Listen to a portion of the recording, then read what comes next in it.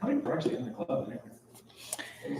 It flexes. I'd say we usually have 10 people at meetings. Well, hundreds of them. 20 in a good night. Okay, that's about right. The Game Makers thing, so that's about what I expected. Okay, cool. Yeah. But then some nights that are just slow. It's like 5 people, 10 people. Yeah.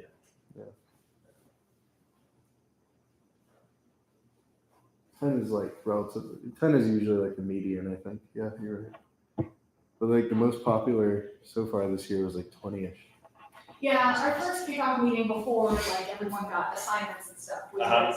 The first couple, I think, were Yeah. very.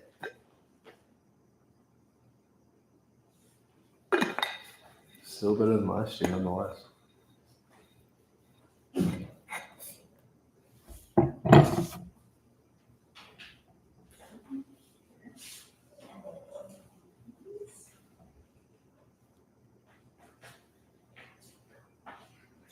I'm learning. Mm-hmm. That's a mic.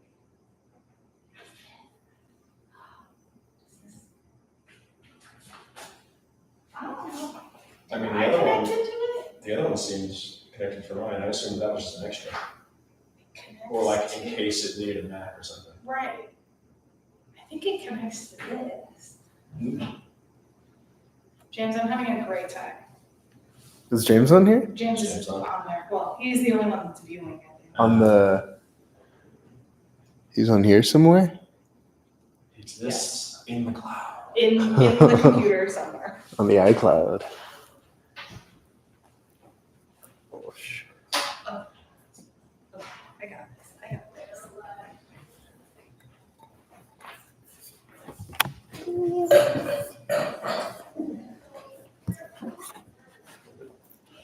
That person's virtually attending. Right. I'm being judged.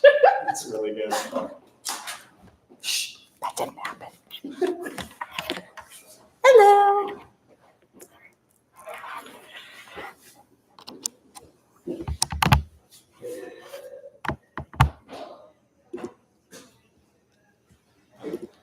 Stuff is moving. Ooh. Things are happening. Yeah, all sorts of stuff is moving. What room this is? G202. This is G2. So Yes! Wonderful. I'm glad I got it.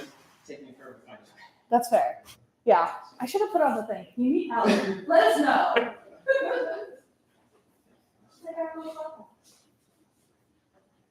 Is there any other classes that happen in Missouri? Yes, this is where centering the audience is. Oh, Yeah, which is a class that we should take next year. yeah. I wonder if we could just screw it.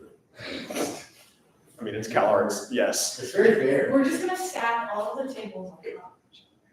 As if that's never been done. Yeah, exactly. You know, I realize Alexa doesn't let me get to the meetings. Oh, How long have you guys it says, I saw the flyer, it said every Wednesday. Every Wednesday. How long have you guys been? Beginning of semester. Oh, Yeah, we were originally the TEA club, but we rebranded because there were not great things going on. But yeah, so we came and rebranded everything, and now we get to host people like Nathan and whoever else we can get. Yeah. What school are you from? So I'm in in the media, I'm a machinist. Okay, got Which actually, that's what long story short, how I even found out about. So I was just walking around with my business teacher, John, said he was like, okay, long story short, it has to do with some future performance goals stuff of mine. He says, let's look at some flyers, maybe something that might be interesting that would help me out. it. Right. We just saw the flyer, like, oh, this kind of seems like something, and so Can I see I the don't know flyer? what was it? That's like, can I see the flyer? Yes. Just curious. So I don't know what to expect. That I don't like. Love it. So yeah. Perfect. Well, we have a guest speaker today. Okay, awesome. There's a flyer out here. No. We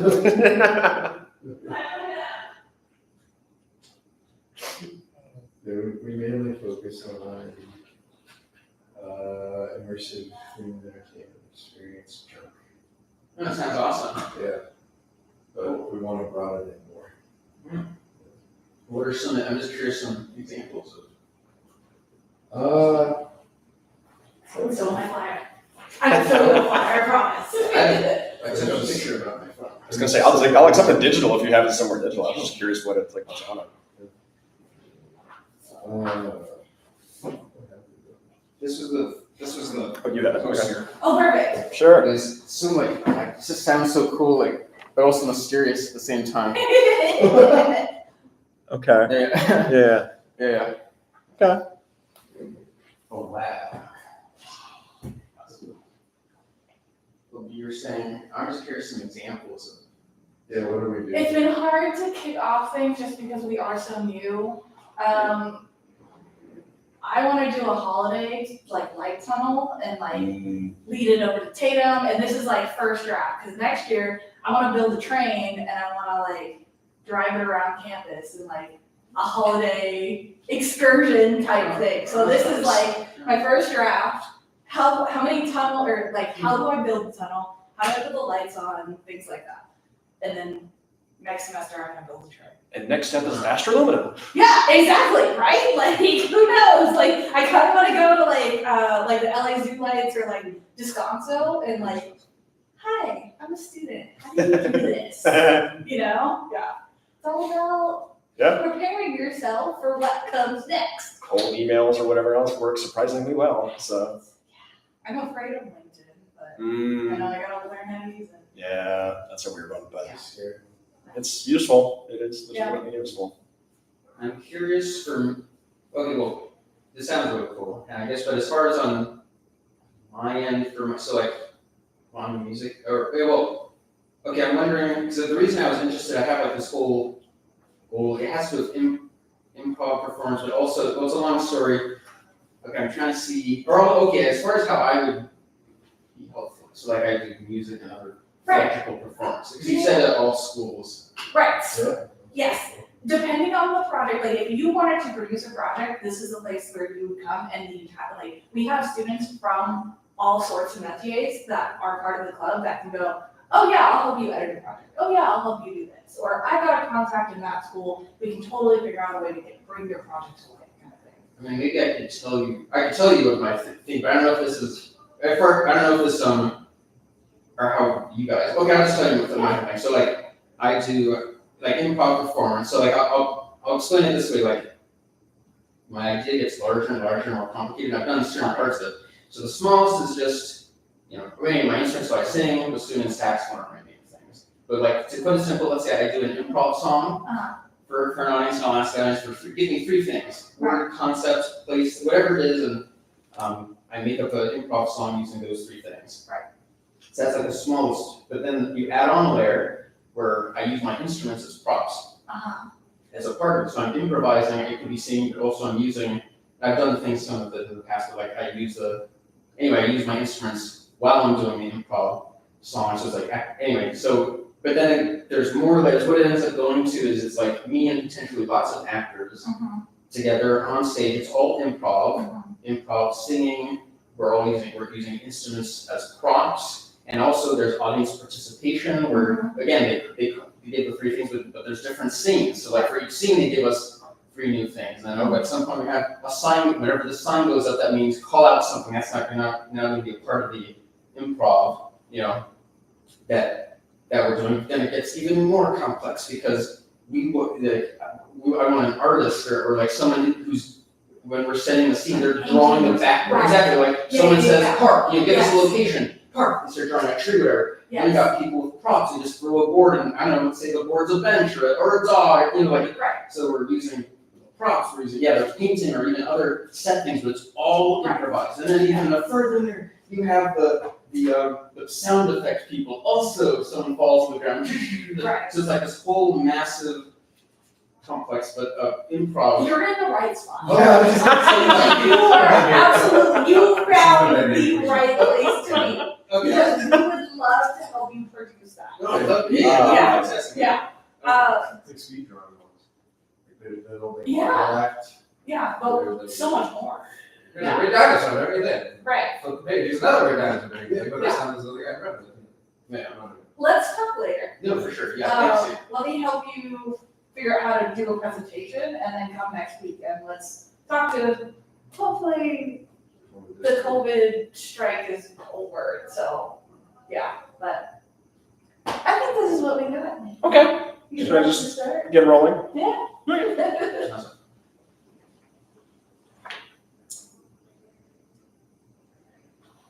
Okay, so yeah, let's get going. Hi, I'm Nathan. Nathan Savant, if you want to know. I'm a narrative designer who's currently working at Monolith Games. I do interactive design. I focus on storytelling, and James asked me to come talk about a little bit of my path through education, which is what that is going to be, and specifically kind of how that relates to interactive design of pretty much any kind. I do narrative design. I specifically am an expert in nonlinear storytelling and procedural storytelling. So which are basically nothing went the way it was supposed to go. I have to tell a story. How do I do that? So it's that kind of a thing. So that's kind of what I'm going to be talking about, but specifically through the lens of education, because CalArts and it's a thing, and it's useful to know kind of ways to approach your own future. So yeah, that's what I'm here to talk about today. My whole deal was I am born and raised from Louisiana, little tiny nothing town. The whole place is literally a 1 square mile. It is nothing and nowhere. So how the heck, as a 12-year-old, do I want to get into the games industry? How do games industry from there? So that was sort of what I was trying to figure out, and that's sort of what this is representing, right? So this is how do I get over there from where I am over here, basically. So my plan was, okay, go to college. Yeah, okay, cool. What does that look like? So what I did was I went and looked around and tried to figure stuff out, and I'm like, okay, cool. Well, it's not just any generic college, it is art school. And it's not just any generic art school, it is art school for ceramics. And I chose that because I wanted to get into the games industry, and nobody in Louisiana teaches video games. So I'm like, what do I do? I kind of want to be an artist. I kind of want to do some kind of 3D Pixar kind of something or other. I'll go learn ceramics. That's close. You can learn maquettes, kind of similar-ish, a little. So it was something in the right direction. It wasn't much, but it was something in the direction I wanted to go to. So I'm like, okay, cool. So, all right. So I go there and I start my degree, getting ceramics degree, and I'm learning all these little random art skills. And on the way while doing that, I pick up an English minor randomly. No actual thought or reason behind that. I started taking a bunch of creative writing classes and was enjoying them, so I just kept doing it. And eventually I got enough. I was like, well, if I keep doing this, I just end up with a minor. Okay, cool. I guess I'm doing that then. One of those kind of situations. Common. Everybody, I'm sure, has done something similar in your education. So I did that. And that was, another random thing that I picked up on the way. But mostly I just picked up a bunch of art skills and was like, okay, cool. So I had a bunch of random art skills and an English minor, basically. And now I'm 3 years into my degree, was when that happened. And I'm like, okay, I need to figure out what is my after the 4th year thing. Where do I go next? How do I this was cool for basic intro. How do I get from here to actually in the games industry? And so I start shopping around, looking at places, and everything's expensive. Nowhere really has an animation degree, which is what I wanted to get into. So it's like, what do I do? What the hell? And eventually I'm like, okay, well, let's find the places that do have a degree. CalArts is among those. It's weirdly the cheapest of them, which is sad, but that was the truth. Yeah, somehow. It was $60,000 a year instead of $80,000 or something like that. It was the others were another little notch or two up. I'm like, okay, that's a lot, but it's the best of the choices that I have. So I did that. So I applied to CalArts and I got in somehow. So I did that. Animation. So okay, cool. Now I've taken another step forward. Yay! One more step into the path. And so while I'm at CalArts, I'm like learning a bunch of different stuff, right? So one of the things that I did while I was here, because I did an English minor, I was in animation. I'm like, okay, I'll do storyboards. Cool. I was learning a lot about story classes and all that because I have an interest in story. And I also was like doing all the 3D stuff. So like my main thing was all the 3D stuff, kind of coming off of the ceramics. But I also picked up the storyboard stuff because I was trying to become versatile and like I had an interest somewhere that I didn't know what it was just yet.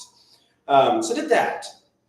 And then while I was here, y'all might know I did the Game Makers Club. I think it's listed around at least until like a couple of years ago or so. COVID, I think, killed it finally. But Game Makers, I was like, we don't have any kind of game making thing. I want to make games. It's my 3rd year at CalArts. I'm out of CG classes. There's no more 3D to take. I've done them all. So what do I do now? And so I just start a club. So I did kind of this club thing and got a bunch of people interested and we ended up making a bunch of games together. And it was really cool and fun. So I did that while I was here. That's sort of a leadership, I guess, because I was like doing. I hear an echo. Oh, okay, no, you're good. I was trying to turn it off and I'm like, where's You're good.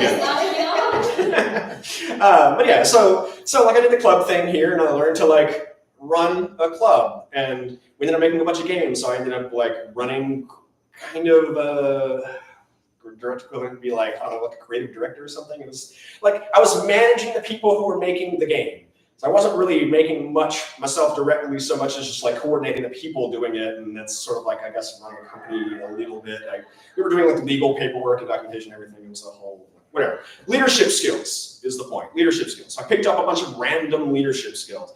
Like, okay, cool, that's interesting, I guess. And then while I was here, I also discovered a word that I had not known before over here, which is narrative design.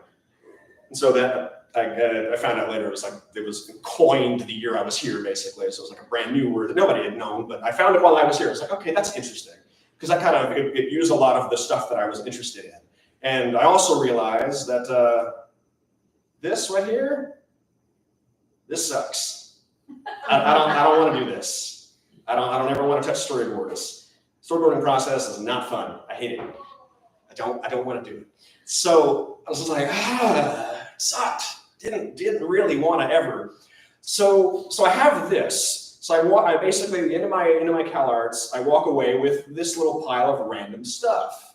It's like, cool. Okay, well now I have like ceramics degree, I have narrative design as an interest, I have storyboard skills, I have like animation, leadership skills, and all this other bunch of random stuff that I picked up while I was here. It's like, okay, that's cool, I guess, but what the heck do you do when you get out of college?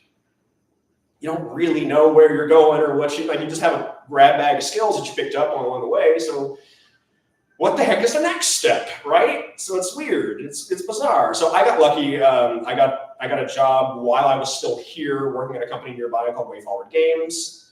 So that was my intro into the games industry. So I went and worked at Way Forward, and they were cool. And actually, they were in the games industry, and I was doing animation. Goal achieved! Yay! Except now there's a problem, which is I don't really want to be in the animation industry anymore. Now I want to do this narrative design thing because I realized that while I was here, right? So I'm like, okay, cool. Well, now I want this other thing. It's a different path. I'm on like, okay, what do I even do now? That's weird and bizarre. Where do I even go from here? So I'm like, okay, well now I'm in games and I'm in animation, but I want to go over there instead. So what do? So I exist for a while. I ended up weirdly getting a job at Snapchat, which is a bizarre one, but whatever. They paid well. I was at Snapchat. Nice. Accelerated program. Nice. Yeah, they're a cool place. It was a really cool place to work, and I'm sure the program there was probably decent. I don't know. What did you do at Snapchat? Animation. So I Like the camera thing. basically the camera thing. Yeah, if you ever saw the 3D Bitmojis by some weird chance, it was a thing they tried. It didn't work all that well, but they tried it. I was on that team. So I did the 3D Bitmojis. While I was there, the more important part was that I started doing pitches and stuff for games. And this was right around when the games thing started to take off at Snap, because they do a bunch of like little game lenses and things now. So they were just starting to explore that when I was there. And I was doing a bunch of like random pitches and stuff for that. Doing a bunch of like the little Bitmojis were sort of like little 10-second cartoons. So I was pitching and writing a bunch of those too. And so there was a lot of like, I was spread a little bit out, but it was primarily animation. So yeah. But again, kind of exactly that question. It's like, okay, that's interesting, but what was it? So it's like random job that sort of was along the path I was going for, a little bit, kind of, but not really. Like you wouldn't expect to come from the CalArts character animation and go to Snapchat. That's okay, sure. Money is money. Yeah, exactly. Money is money, and they paid well. So I was like, yeah, I'm not going to turn it down. Also, really, really weirdly good benefits. The food there's, oh my god, man.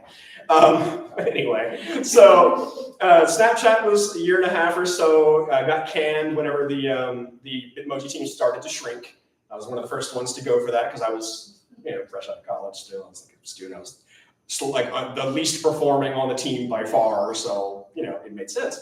So I get kicked out the door. I'm like, okay, what's next? Snapchat's a weird diversion. Hopefully it's a big enough name people will want me, hopefully.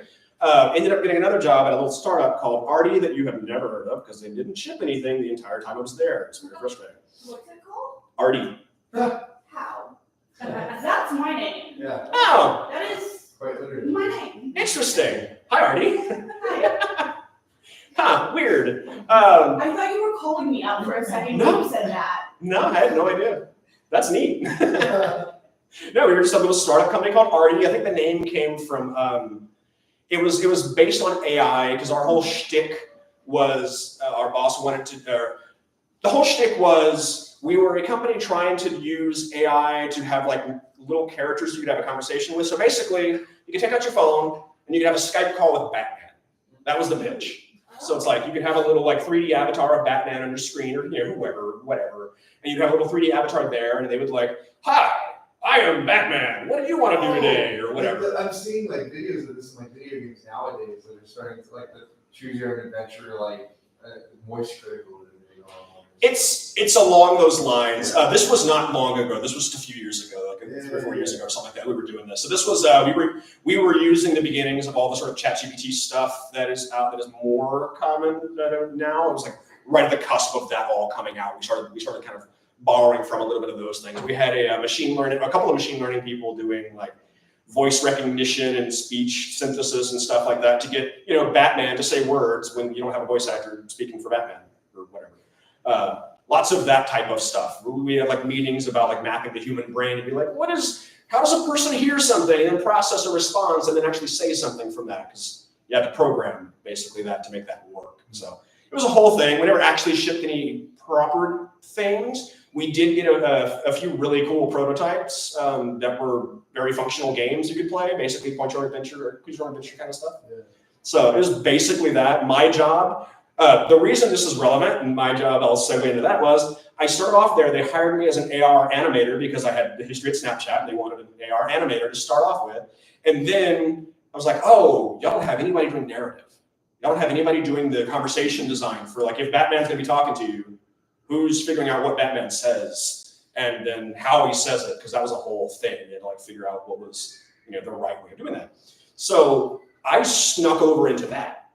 I was like, oh, that's kind of what I want to do. So cool, I'm gonna do that. So I kind of snuck in the side door at Arty going into narrative design, and I'm just like, whoop, slipped out underneath the animation umbrella and made my little sideway into narrative. So that's basically my path, because right after that, I got the job at Monolith, which is where I'm at now. So now it's like more proper, essential narrative design in the games industry proper, whereas that was sort of a tech company or whatever. But the point being, That path makes no sense. That path is nonsense. If anybody's going to come up to me and be like, hey, how did you get into the games industry? All I can say is the wrong way. You know, look at that. Who, what, even?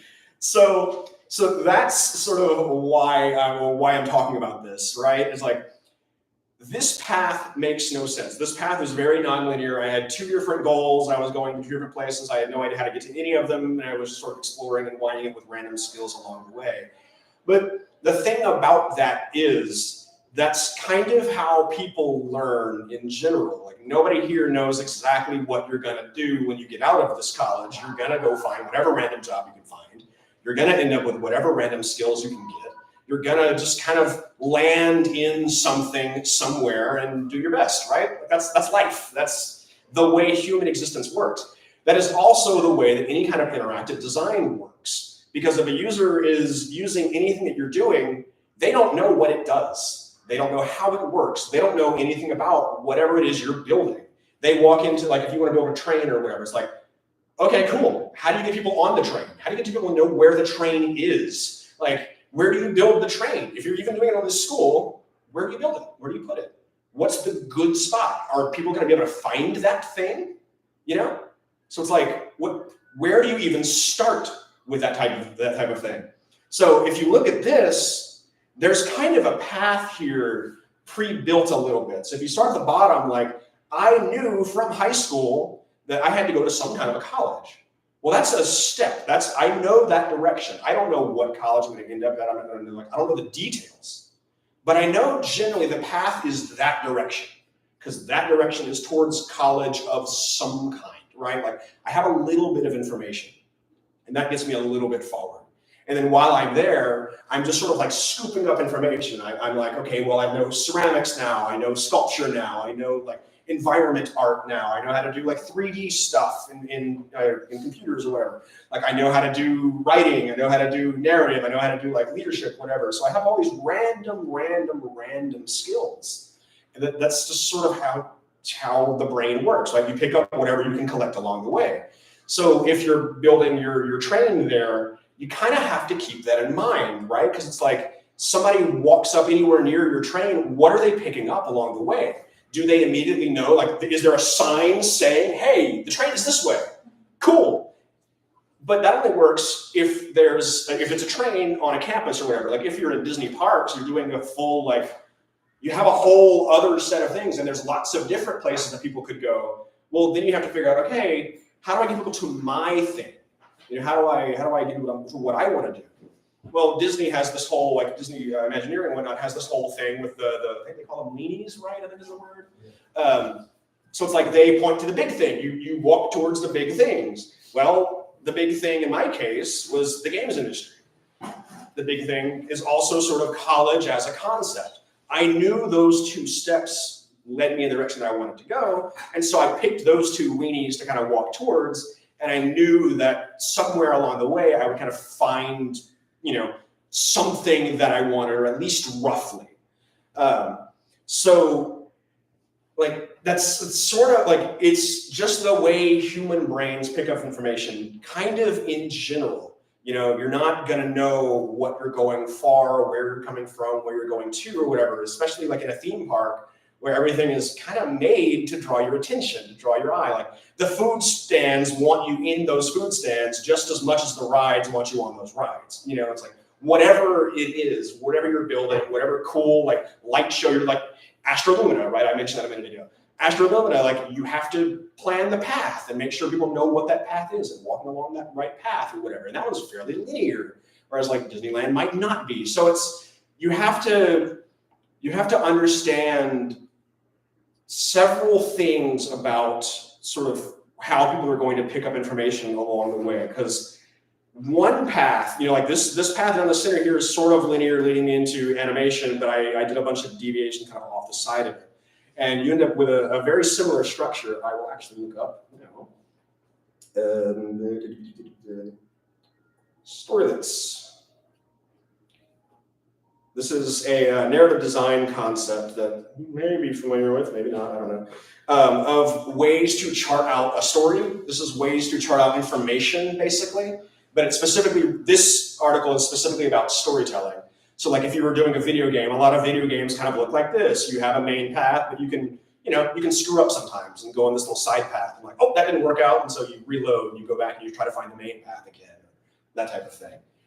You have Gauntlet style, which is like, okay, well, there's multiple different arcs. If you ever played Mass Effect, that video game that you have a lot of different options in your dialogue, and you can choose the Paragon path or the Renegade is the other one, whatever. Good guy or evil guy. You can choose whatever path you want to take, and they branch. And some of your stuff is going to be different, and then eventually you'll all kind of come out to the center. This could also be a map of Disney World.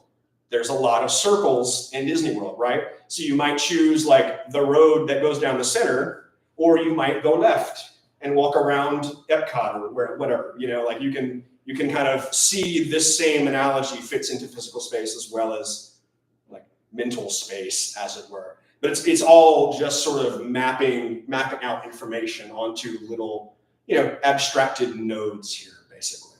And there's a lot of this is, like I said, this is all sort of storytelling. So it's all kind of catered towards telling an actual narrative, but a narrative is just information you get over time, basically.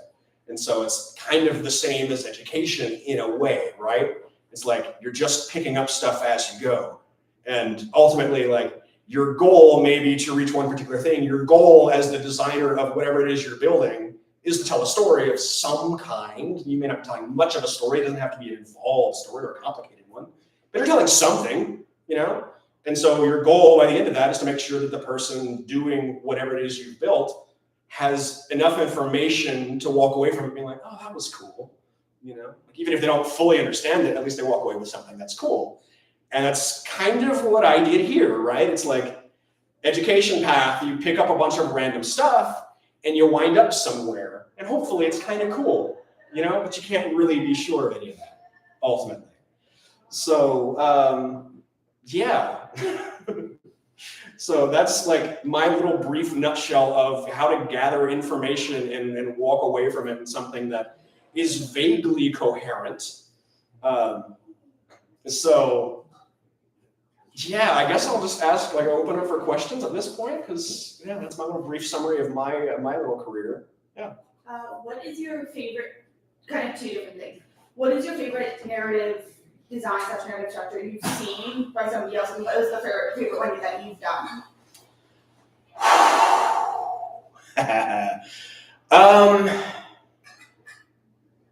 Man, yeah.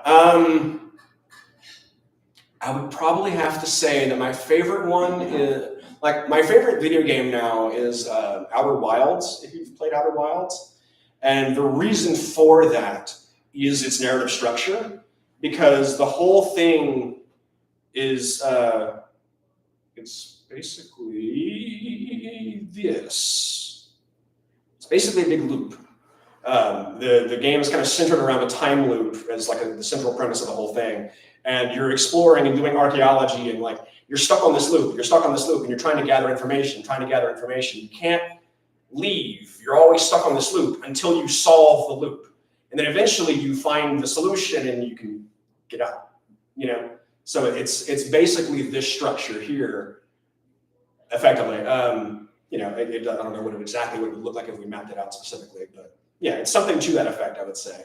And that's probably my fave of the things that I've played, because it's such a weird way to tell a story, And then, man, the favorite one that I've done, I haven't done that many complicated things, because like I said, I did 4 years at Artie and we didn't ship anything, so that was a weird one. I designed a bunch of stories while I was there, but we never brought any of them into fruition. Actually, weirdly enough, I did a little indie games, a little a game jam thing, just a little, took a week or 2 weeks or something, whatever it was, and made a little game called, what was it? Virtual Pet Simulator 2021 or something like that, whatever. Virtual Pet Simulator. And the idea was that you were playing as a little Tamagotchi kind of, those old 90s pets, virtual pet things where you had like a character on the screen and you had to like clean up its poop and feed it and all that other sort of stuff. And you like play games with it and whatever. I did that from reverse. So you played the little character and you had to like perform for your master on screen. And so there was this little spot in front of this like giant screen that you had to like walk over to, and you press buttons to dance or you know, sing or whatever else. And you would just occasionally poop and you couldn't control it. You had to like just perform for your master when they commanded you to do whatever it is they commanded you to do. And you were just sort of like dancing that and then trying to balance that. There was a bed off on the side of the screen where you had to kind of rest. And you were just in this endless loop, like between dancing and singing for your master and then going to sleep and trying to like recuperate your energy. And you were just stuck doing that. But there was a couple little side things you could, you know, interact with, and that would eventually sort of reveal a wall that, you know, talked about escaping and like led to a spoon that you could use to dig through the wall and then find your actual way out. And if you did that, there was a little screen. It's like, congratulations, you broke the system and got out of it. You know, so similar story structure basically, where it's kind of you're stuck in that loop until you figure out the actual solution out of it. So I guess I like that structure. I didn't think about that. It's also kind of how a song works, you know, it's chorus, repeat. I have one. Yeah, I have two. Sure. One I think Shannon might also have as well. Shannon and James may have the question of what was your time like here, creating the club and all that. But Yeah. I had the question of what was, can you tell us about your path from here to way forward, even though that was like, Sure. maybe looking back to you, a relatively small leap because we've gone farther now. Yeah, but at the time, yeah. Yeah, like the connection. Or Yeah. training or that sort of deal. Yeah. Yeah, so those two questions are the same question, actually. Yeah. Yeah, Oh, that's the same okay, question. great. So that was basically you just got your answer there. But yeah, so my third year at CalArts, I'm like, okay, I want to do video games. There's no video game program here. What can I do? You know, so it's like I sat with that question for a while. What even can? Like, what is my option here? So I figured out, okay, well, they can't stop me from running a club. That's a thing they allow students to do. And even if, like, I already missed the club sign-ups by the time I'd thought about this, I was like, fully thought about it. So I'm like, okay, I don't need to be an official club. I don't care about the funding. It doesn't matter to me. We're not gonna, like, I think it's like $500 or something, like whatever it was. It was like, it's not enough to matter for what I was doing. It's like, I don't care. I don't need this. whatever. So I kind of like, okay, how would I do that? So what I did was F105, I think, F something over in the computer lab section on the bottom of it. Anyway, I knew Michael Scroggins, if you knew him. He was a teacher here for a while up until a few years ago. He did the experimental animation. He was I think he was actually head of the department up until recently. Anyway, I knew him enough to go ahead and be like, hey, this is one of your rooms, right? Can I just use it during the Thursday, like 4 or whatever time that nobody's using rooms? It's like student time. Can I just borrow that room? He was like, sure. So I did. And then that was, once I had the room, I was like, okay, that's all I really need. So I can hook up a computer or like use one of the ones that's already there. We can do games on our own. We don't need to do them while we're in the class or whatever. We can just kind of do our own thing on our own time. So I don't need anything from the school for that. It doesn't need to be installed or anything or whatever. So like, I'm good, right? So I just started hosting meetings there. And that was basically it. Like the instant you post on the walls here at CalArts, we're making video games together. Come join us in F105 or whatever room it was. Apparently 60 people will respond and you have to deal with that now. So within a week, I had 60 people in the club. Within a month, we had another 30 or 40 or something like that. It blew up. It blew the hell up. It was insane. So I was dealing with that. I was doing talks like this. I was like coordinating. I was on the other end, you know, doing what James is doing now, basically like bringing in people to do talks. We had a number of people from the various different places in the games industry. I just sent cold emails to and was like, hey, you're nearby. Would you be interested? And a few people actually said yes. So we did that. And that was basically all it was. I had to do some legal stuff in terms of like if we made money, you know, I didn't like make sure that was coordinated and whatnot. So I had a lawyer who was kind enough that I found nearby, was kind enough to do us a little tiny, what did he call it? A joint venture agreement. It was a joint venture agreement. So we did a little like joint venture thing on spec for me. He said like, if you make money, pay me $500 or something like that. I was like, okay, you know. But he was kind enough to do that, and then all of that stuff kind of just snowballed basically throughout that year. We ended up making like 10 games that year. I wrote an article about it because it was just exploded so fast and everything. By the end of the year, the CalArts Animation Department was like having, they brought Blizzard over here just as part of their normal recruiting process. And they like specifically coordinated a meeting with me to talk to them because of this whole thing. And then by the end of that year, CalArts was actually talking as well, trying to figure out like, could we do a games department here at CalArts? So it was coordinating all that stuff. We ended up doing some online classes or whatever. They're still around somewhere. I forget what it's called. But yeah, so all of that happened, and it was insane. I ended up in the hospital by the end of that year, as you can imagine, given everything that I just said. It was way too much work. Do not do that. But yeah, so because of all of that, one of the people that came to give a talk was WayForward. And I happened to be, my second year film was with someone, just a recent graduate at the time, who got a job at WayForward.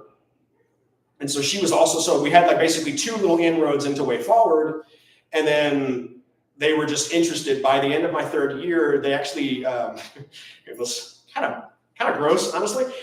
They fired their whole internal like engine team, all the programmers that were doing their internal engine stuff, and they replaced them with my club's programmers because we were all in Unity and they wanted to switch to Unity, so they just brought all of my guys in to be their Unity team, basically. Yeah, this was like 6 of us or something like that all went in, and like me as well doing animation rather than programming or whatever. But yeah, so it was, huh? It sounds like a movie. Yeah, it was kind of a lot. So the way that this all played out. It was kind of a lot, yeah. So yeah, there's your inroad. Run a club, drive yourself, your mental health and your physical health into the ground so bad you end up in the hospital, and people will be like, "Whoa, that's super impressive," and give you a job. There's a solution. Do not do that. For legal reasons. For any reasons. Yeah. Okay, so, I mean, I'm very interested in interactive film and video and how that might be used more in the future. Sure. Like things like Bandersnatch on Netflix or something. But I've experimented in making different interactive film, video, storytelling experiences.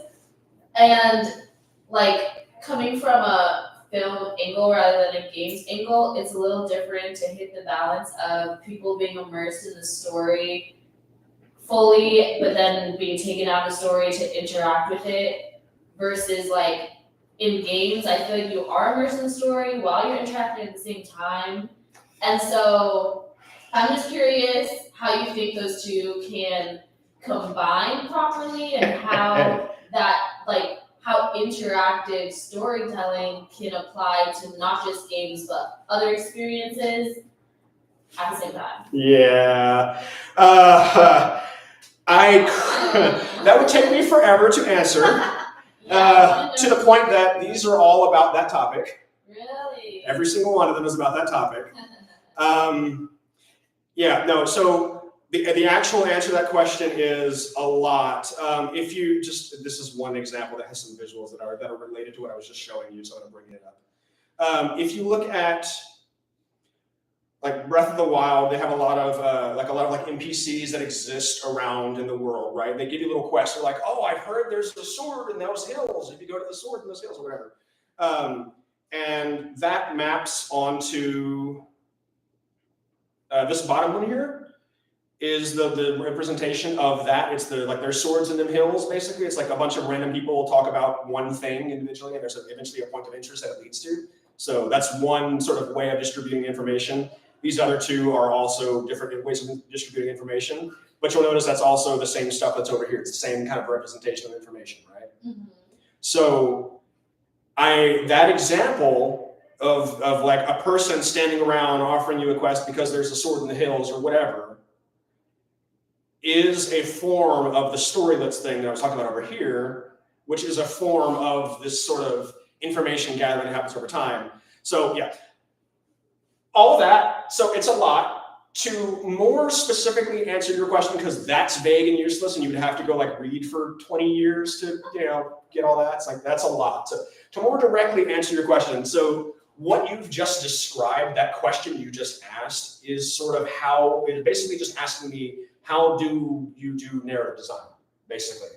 Because the whole field is figuring out exactly the answer to that question, exactly the balance of this question. So actually, I'll show you a spreadsheet that I did.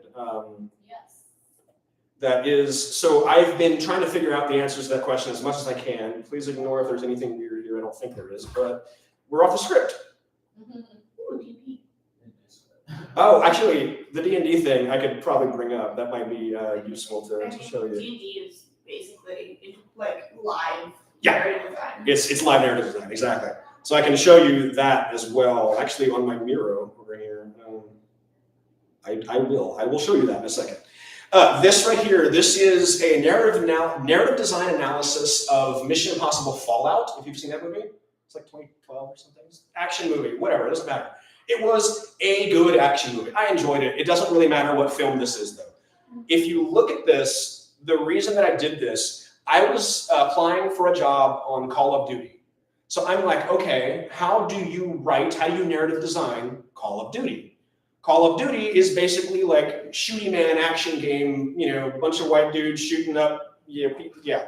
So like, that's the story framework. It's similar to an action film.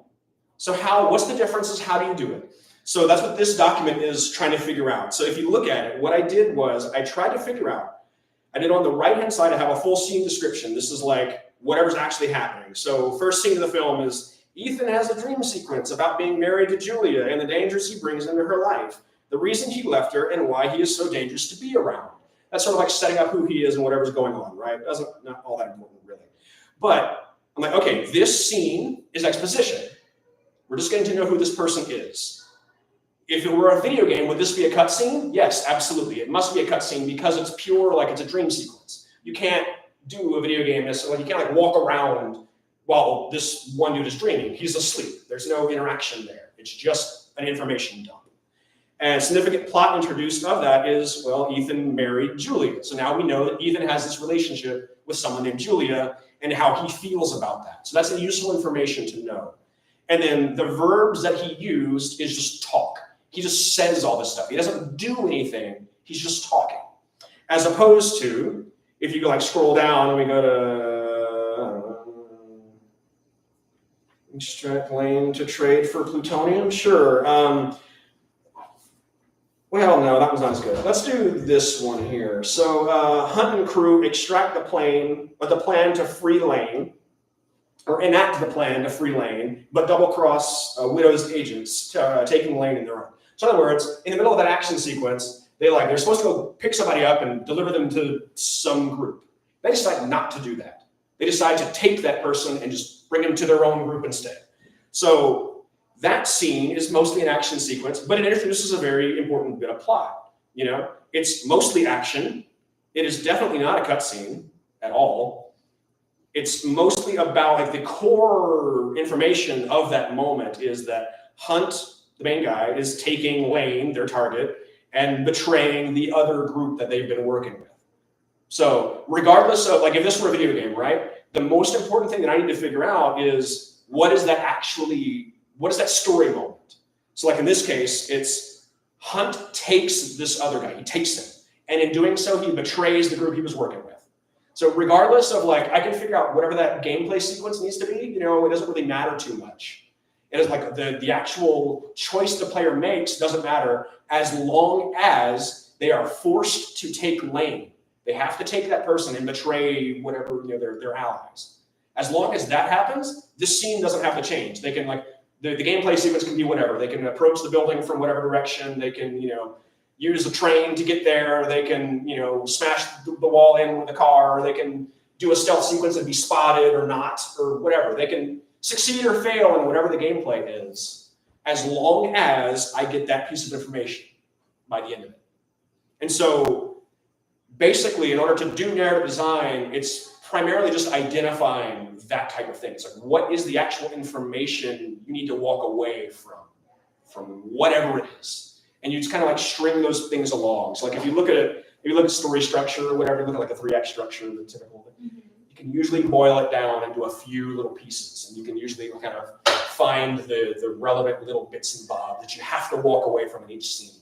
And most of the time, like a movie or whatever is really just a series of those. It's like a bunch of different lines, and each of those has a few little bits and bobs that you have to walk away from by the end of it. And so it's just kind of picking those out, identifying them, and highlighting whatever you think is important, basically. Right. When you're in track design, are you mostly working with splitting narratives? Well, that's what the Storylets thing is, right? Right. So sometimes, yeah, like the gauntlet is mostly a single path through. There are some splits, but it's mostly that single path through. So this one has the splits, but it doesn't really matter which one you do. It all ends up back at this little bottleneck back over here, right? So you have some choice moments. You can make some options. You can do different things. You can take a left or a right at Epcot, right? But you wind up in the same place ultimately. And then you just start the whole thing again. Like you have another choice you can make. You can take another left or right or whatever, So they're all a little bit different. This one never converges back again. There's a time cave right here. So this one is just pure choices. If you go left, you can never go right. You've already chosen left. So a lot of people, when they're writing interactive fiction stuff, when they're writing for this kind of situation, they tend to do this because it's relatively easy to understand. You choose your own adventure, basically. It's like you walk into the cave. Do you punch the goblin or do you open the treasure chest? And then whenever you do that, you've made that choice. And you can you never punch the goblin again, or whatever. It's like you make a choice and you just continue the story from that choice, whatever that choice happens to be. So what are these websites? I can share links and stuff. Yes, this website, if you just Google the word Storylet, and that's just story with the word let in the end, so L-E-T. But it's a Storylet. That's what this is called. And this is Emily Short's blog. This is a famous narrative designer. She's insanely good. Her blog is a gold mine. So if you want to Google something else, Google Emily Short. But if you just Google Storylets, she comes up because she invented the term. Cool. Yeah. But yeah, this website is super useful for introducing that kind of thing. We were talking a little bit about conversation choices. This is a conversation graph over here, so it's sort of like a way of representing. They have the Bandersnatch conversation graph on the internet. You can go find. So if you're ever just curious how that one works specifically, but. Those kinds of things are around. There's a lot of those kinds of breakdown. I feel like the first one of these that I saw that I could kind of see the step by step is, this is gonna sound so weird. Markipliers, like a date with Markiplier, which is a YouTube video. I know. Oh, I've heard of this. Yeah. And at the end of the YouTube video, it puts 2 links for what you want to do. Exactly. Yes. And it's really cool, and it also in a way it's it keeps you in even though you're clicking on because he is continuously being choose this one or choose this one, and exactly. That's a perfect example. They also do Twitter. Well, not anymore, I guess, because nobody's on X or whatever. But they did have those little Twitter bots that would do the same thing. You could do a choose your own adventure in the the tweets, and you would click the different links and go to whatever branches you thought were cool and whatnot. So, definitely the same kind of a deal. And do I have to do yeah, because this is also the same kind of a deal. This is a campaign that I'm running now. So we were just coordinating this today, or the next session of this today. So this right here, just to kind of explain my organization, this is also basically charting out information on like a theme park, effectively.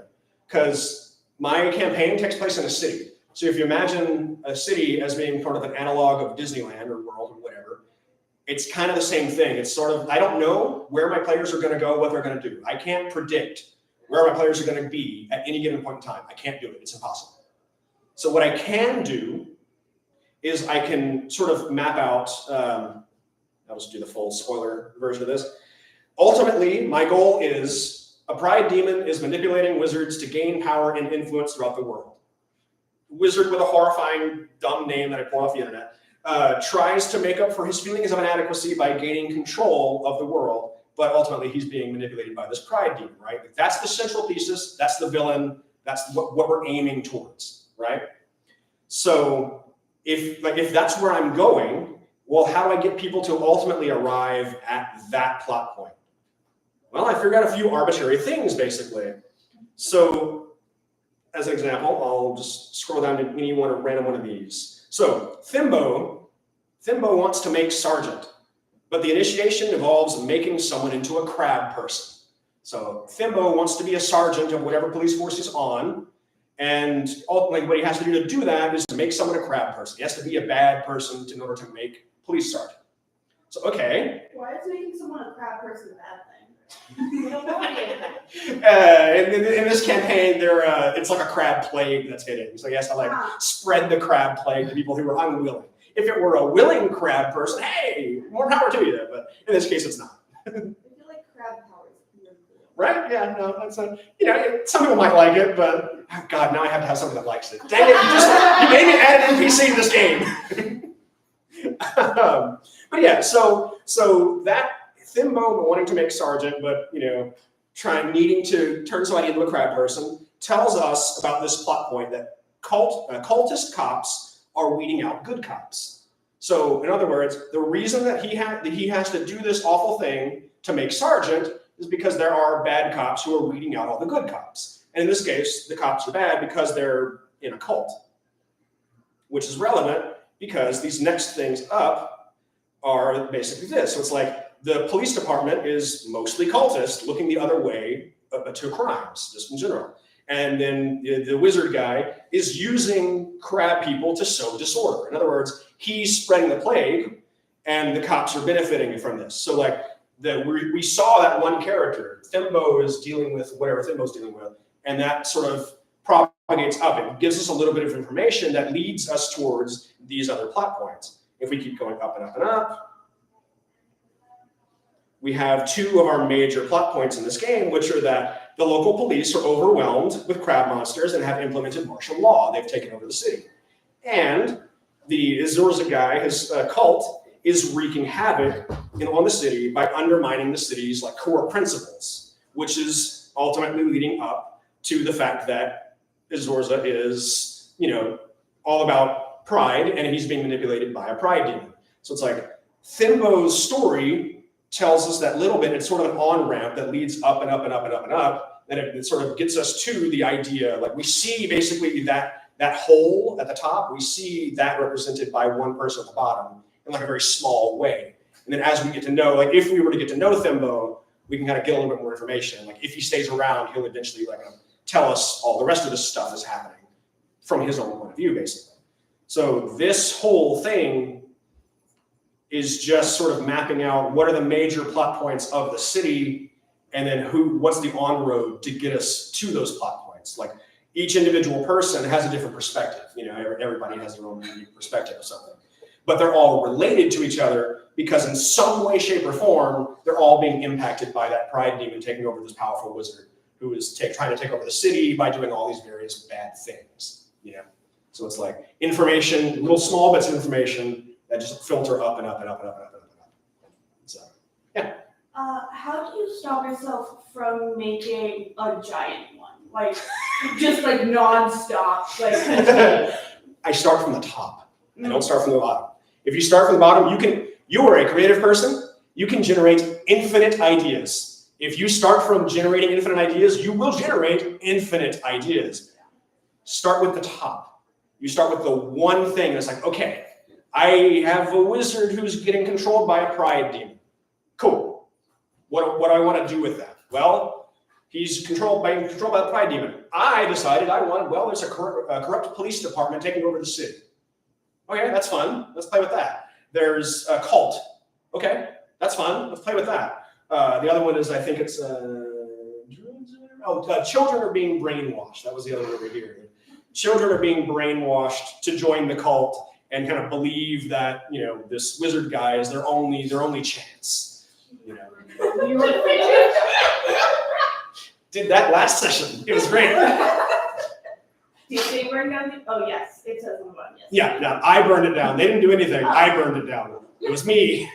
They turned a corner to go back to the orphanage to go meet the guys they had met there the first time they had passed through. And it's just orphanage in flames. Okay, end of session. Bye, everybody. And they're all just like, ah! It was great. It was a great moment. What do you do in D&D when everybody is over here and you need them here? So that's what this is all for. Okay, So you if find a way to bring that over there. So you'll notice that I don't have a location on any of this stuff. If you would obey me here, I don't have a location on any of this information.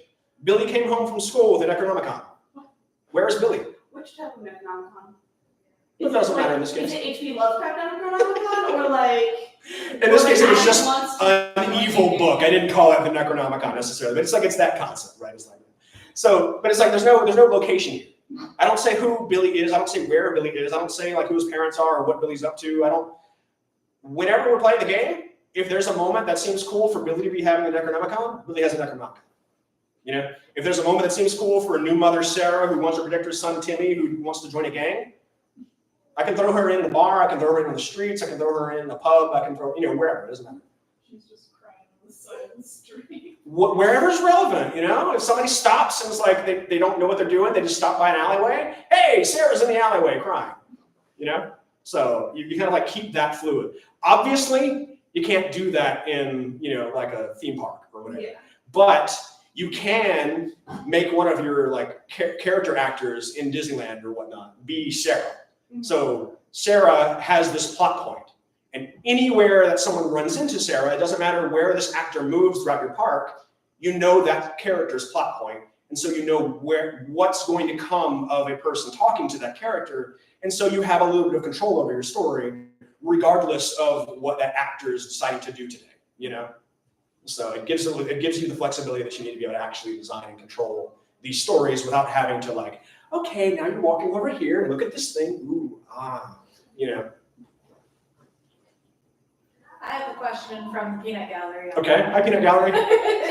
When the holodeck happens and game and immersive experiences become the same thing, what are the gaming skills you think a theme park geared person might need to have? What gaming lessons should folks like us learn? Yeah. Honestly, everything I was just talking about here with the D&D session, I think when that happens, and it absolutely will, when that happens, I think what's important is video games are not different from theme park design. The only difference is video games have more control over their environment than theme parks do. And so you make slightly different choices in a theme park than you would in a video game. But the narrative design skills, the skills that you're doing in terms of making this stuff, the physical production skills don't necessarily have to change unless your medium changes specifically. So if you're building a physical space, then you need physical skills. If you're building a space that is semi-digital, then you need a combination of physical and digital skills. If you're building pure digital, you only need the digital skills, right? So it's you have that spectrum. But once you're building a space, the space is ultimately kind of gonna be the same. You just have some options when you're purely digital and some options when you're purely physical, and you can mix and match based on the limitations that you have available to you. But the storytelling is the same. The design work is the same. People will never be in a predictable place in Disneyland, so you will always need Sarah or whatever to be able to show up anywhere at any time, regardless of what's going on. Because what you're trying to do is just gather people and bring them into a path, right? So that doesn't necessarily change. So the skill set's kind of the same thing, at least mentally, you know. And then the physical production obviously is a physical production. But yeah. So planning and everything wise, I would do the same thing for. I know James knows this, but y'all don't. I do there's a thing called roguelike celebration, and actually, okay, I'll bring it up. There's a thing called roguelike celebration. It is a virtual convention center, basically, and it's run based on roguelike design. Roguelikes are ASCII art like this. So this is a mall that we did for this year's event, which was a few weeks ago. And this is a whole mall. It's basically a convention center, which is basically, you know, a theme park, but it's digital. And so I designed the rooms and the descriptions and everything of what's actually here. So you can, like, each one of these rooms, this is the ice rink. It comes with a little bit of text that describes the room. So like I wrote all the text here, and some of them have little links you can click. So like I can go to the theater if I want to, and this brings me over to the theater. So it's sort of a choose your own adventure kind of situation here. Or if I go, where is it? Right there. If I go here, I go to the locked door leads me to the employee only section. I can go like down the hallway or whatever else, and I can start making little choose your own adventure choices, right? So if I go like right or whatever, I can get to different places. They have little descriptions and different stuff. And you know, there's little things, there's little bits and bobs all the way through this. But it's, you know, it's the same design principles. Right? Like I did this based on the same stuff that I was just talking about for the D&D session, because I don't know where people are going to go or what order they're going to necessarily go in. I have some control over it. So like in this case, it's more of the linear stuff we were talking about. It's more, you know, I know the choose your own adventure kind of stuff within this, but I can't necessarily predict what all is going to be, where all you're going to be out here. And so anything I want to do in terms of story out here, I have to approach in that same way, basically. So it's all related to one another. You know, it's all like whether you're doing it digitally, physically, it doesn't really matter. It's all kind of the same. Mentally, it's the same stuff. Coming back to CalArts for a second, when you were here, what were the classes or one class that you took that just absolutely changed your perspective on things? Or any classes that you just overall recommend taking here? I don't know if they still do it. There was like a history of math class. That was the weirdest class ever. It was God, I wish I could remember the teacher's name. I don't. I can picture his face. I don't remember his name. But it was a class that was about, it was the only math class here at the time, because like technically you have to have math because it's a, you know, college. Math / science. So most people just take a science. Exactly. So this was like, it was a math class, technically. It was mostly like the history of numbers. And he talked about a lot of like the history of how number systems were developed. And then like part of the class, you invented your own number system and that kind of thing. It was cool. It was cool. But that made me think differently than I'd ever really thought before, because I had to invent my own number system, right? That's a weird mental set of, you know, hurdles to jump across. So I think that was the one that stuck with me the most, really. The rest were more kind of technical stuff or the things I expected more so now I didn't expect. So yeah. Recommend taking any of the weird classes you see. Do you know if there's a narrative design class or any class that like is around that? Narrative design as a word was invented in like 2010, 2011, something like that. So not really. Emily Short's blog that I linked to is a really good design resource in terms of learning.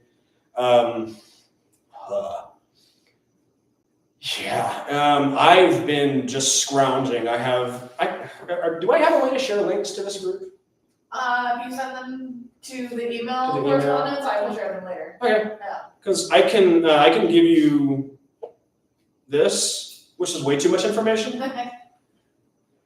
Each of these is a link. They're all to my favorites, not just like any random ones, but like my top favorites.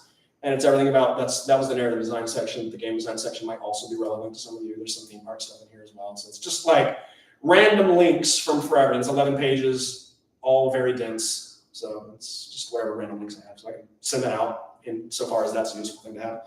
Some of them are dead at this point because they're old. I feel like there should be like a DMing class in school. I feel like that would be a We- class to do.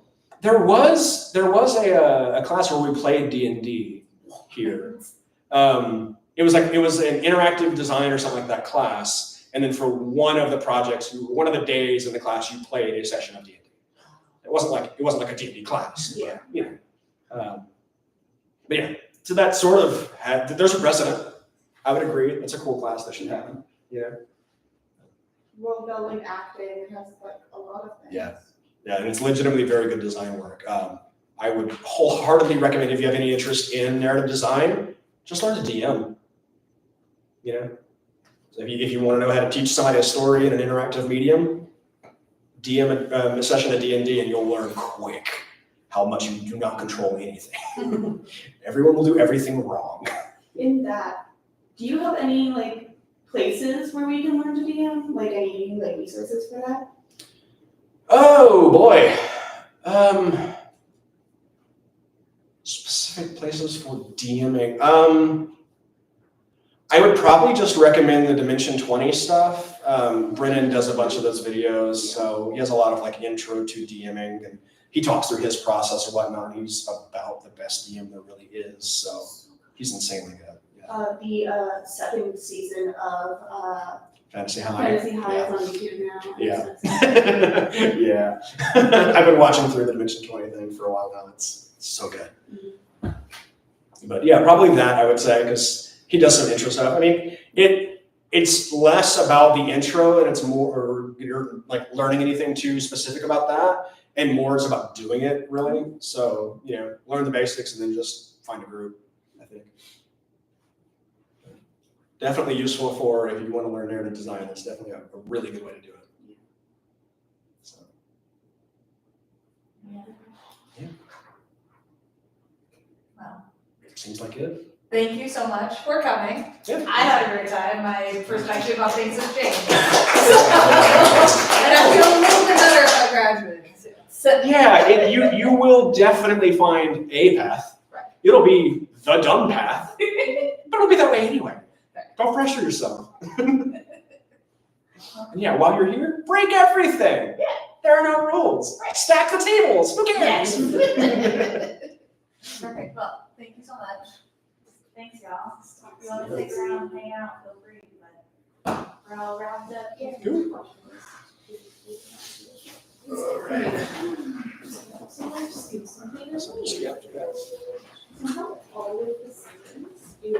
Goodbye, stream. Oh yeah, bye.